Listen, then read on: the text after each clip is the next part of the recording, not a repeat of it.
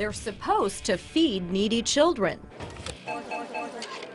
Still called food stamps, electronic benefits cards are how the government helps struggling parents, like Erica Benson, survive. With no income and doing it by yourself, it was real helpful. It saved money where I didn't have, we ate. But we found some recipients used the cards to commit fraud and get away with it. Going into it, I knew there were people that could take a food stamp card in and buy a pack of cigarettes.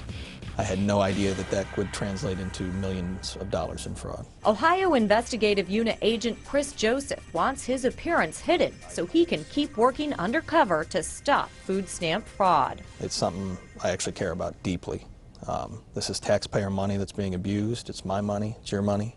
And there's families out there suffering because there's children who just aren't eating because mom and dad want to get beer and cigarettes instead. That's not all. Chris has seen parents buy guns, drugs, even cars using food stamps. Not to mention items that nourish their wants instead of their children's needs. Sometimes, you'll see a 2-year-old that should be in a diaper and they're just wandering around because they can't afford to buy the diapers.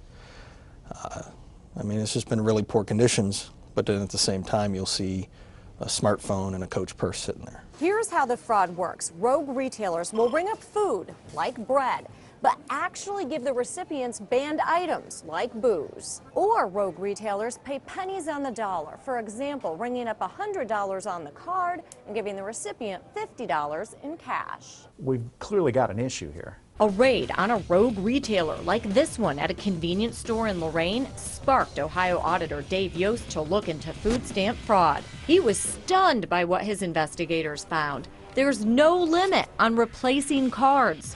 340,000 recipients requested new cards last year, and more than 17,000 of those reported their cards lost or stolen 10 times or more. 10 times?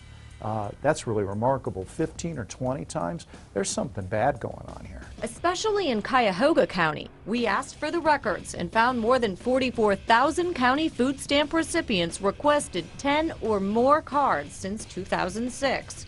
With more than 1,400 of those recipients requesting new cards 30 times or more. We see it a lot. It's not an immediate indicator of fraud. Some people are just reckless and they lose their card a lot, but it's certainly a red flag. The cost of fraud adds up fast. Over several years, Chris says Cleveland area agents have recovered close to $4 million. Yost estimates food stamp fraud costs the state about $90 million a year. Right now, the controls are a little too flimsy. But they agree the big problem isn't misspent money. It's that the little ones the money's meant for are missing out. That bothers me. These are dollars that are supposed to be putting food in hungry kids' bellies. It's really sad that they would rather do for themselves than do for their kids. She always comes first. Always. What's her name? Tristan. Tristan? Yes. And how old is she? 4. 4.